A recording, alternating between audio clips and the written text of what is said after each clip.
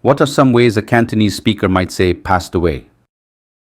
死咗、走咗、行咗、瓜咗、釘咗、香咗、拉咗、接咗、接埋咗、伸直咗、死鬼咗、化咗灰、收咗檔、收咗皮、冚咗旗、過咗身、釘咗蓋、拉咗柴、行開咗、行埋咗、唔喺度、瓜老襯、玩完、死鬼咗、三長兩短、三長褲短、兩腳一伸、行開行埋、去咗天堂、去咗長休、早唞、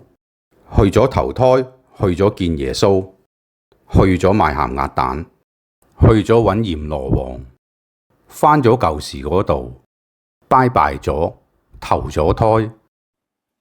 We always teach the most practical and down-to-earth Cantonese. If you like this video, please subscribe, comment, like, and share. Thank you.